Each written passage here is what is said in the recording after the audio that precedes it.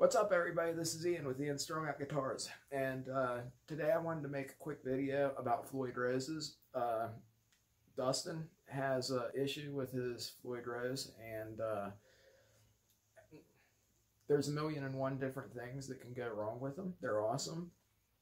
When they're great, they're great. Whenever they're not, they're not. I'm going to go over a lot of things that can go wrong, and hopefully be able to help him out there. And yeah, a lot of it depends on whether or not you have a real Floyd Rose, an original Floyd Rose special, licensed by Floyd Rose. There's a million and one different ones, and some of them might just be pop metal and not that great, and some are awesome. Like I said, when they're great, they're great. When they're not, they're not. So I only have one with me right now, and it's on a 1996 Jackson Kelly. So we're going to take a look at it. I'm going to show you a couple things that can make it go flat or make it go sharp, other than just the bridge. And then I'll go over the bridge too. Alright, here's the Jackson Kelly that my wife got me. Came with these guitar head pickups, which I'm not too much of a fan of. But anyway, I got the original J90Cs that will go in it, and I'll do a complete repair vid. This is actually, this is a Schaller Floyd Rose, made in Germany, even though it says Jackson on it. They actually made things way better back then than, nowadays, where they just have the, licensed by pop metal bridge that, is like $30 and is not that great.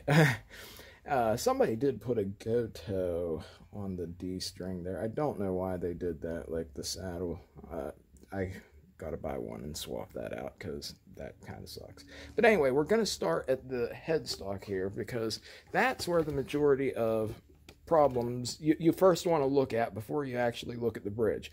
Alright, now the first thing is a lot of times you go sharp after you've tuned. Now the reason being for that is, now back then they didn't need the string trees on these Jacksons, because the headstock angle was steep enough that it touched both ends of the nut. And what I mean by that is, whenever you take this off here, there's a it'll touch right here, and then it'll touch back here.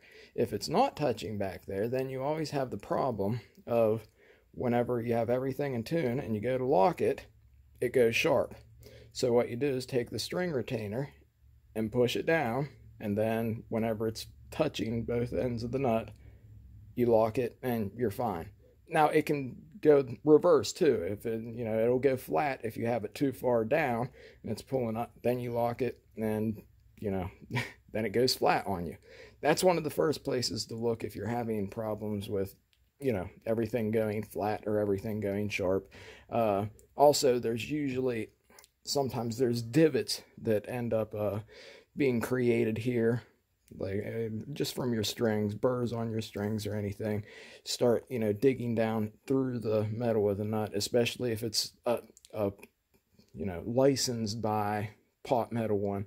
And that's why they always sell aftermarket stuff, like, hey, here's a better R3 nut or an R2 nut or whatever size it is.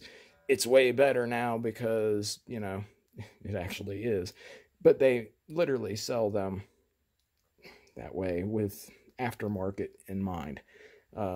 Anyway, so the only thing you can do there is usually change the nut. You can file it down sometimes or put shims in, but a lot of people have a problem with the G string. The G string tends to slip quite a bit, just because you have the wound string and then you have the unwound string, and you just can't clamp it tight enough that it doesn't, want to slip all the time.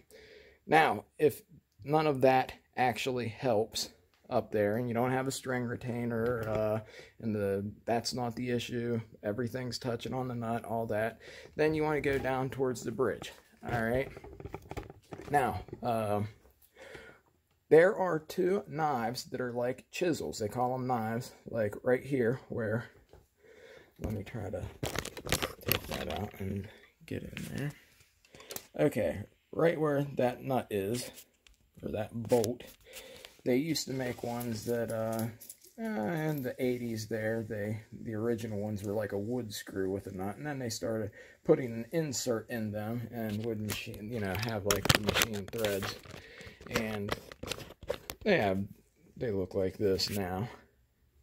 Now, before you worry that there's something wrong with your bridge, check these. Again, aftermarket, they sell these. This is actually a Kaler one, but the way let me find the chisel here. I don't know if I have one right. Here we go.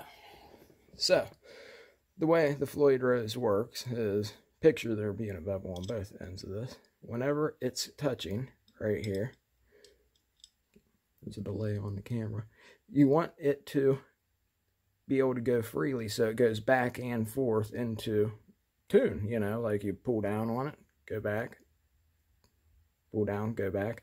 Okay, these get screwed up really easy. So does the bridge, but these get screwed up, the bridge plate. So do these. This is the first place that I would look.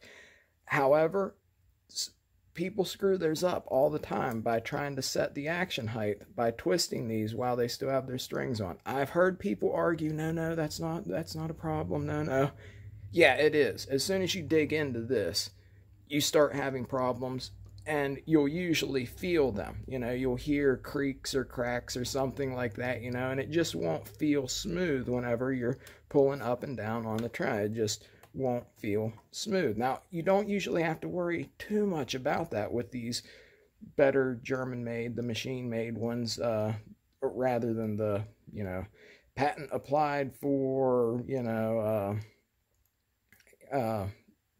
licensed by Floyd Roses. Those are not that great. So whenever you're dealing with those, they sell that the first thing they recommend, that like Floyd Rose website and everything recommends, is to buy these. Just buy the inserts. Now, if you have gashes in your base plate, essentially, and it's a cheaper bridge, you can still fix them. You want to try to get the gouge out of it. You can sharpen them. You got to be really careful whenever you're sharpening them, because again, it's like an old chisel. You don't want to like sit there and like file away at the like this or anything to try to like make it flat. You want to like go with the bevel. You want to go with it, and you can do that, and there shouldn't be a problem. First, though, you really need to take a micrometer, and you need to see how thick the metal is on the bridge, and make sure that you don't remove any more or any less. And again, check these first. If your bridge has any gashes or anything, you should feel it. And if you don't feel it, the problem probably is up at the top. So it's either this or that. If not, look, a lot of people have refurbished these because they are really, really tough, and there's a lot of stuff that you can do to them that, guys can file them down. You can file them down quite a bit. I don't recommend like filing a lot of it, but if you have like a big gash in it or something like that, you can revamp it. Just make sure that everything is smooth and it is actually in there like that. You want it to be able to move freely and not have any creaks or cracks or anything sticky. Now, on the intonation part of it, I think most guys kind of get the gist of it, but they make a device that goes over here. It's like a skyscraper kind of device, and it holds back here, and you can see that. And it kind of clamps here and pulls back and forth so you can put it in tune. The only problem with Floyd Rose, whenever it comes to intonation, you might not have to do it that often. You don't really have to do it that often at all, but unless you're changing string gauges and stuff. But if you do, you got to loosen, tighten, scoot forward, try again, tighten the strings, loosen, So you got to keep going back and forth. Whenever they're working perfectly, they work perfectly. Whenever they're not, they're a real pain in the ass. I do like them. I like the Kalers better. But, again, Dustin, try checking. Make sure there's no, bad gashes or anything in your inserts first. And make sure that where you have valved on your base plate itself, make sure that, you know, you have it the same depth as it was, the same thickness as it was whenever you started out, and that it freely goes up and down smoothly, you know. And yeah, that should be about all you need there, other than, you know, there's always been a argument as to what goes, how the springs go. Well, the old Floyd Rose owner's manuals and stuff actually showed them like this. You can go either way. You can put 5 springs on. They can go straight. They can go an X. Whatever makes you happy. It's, you know. So, I hope that enlightens some things, and hope it helps you out, man.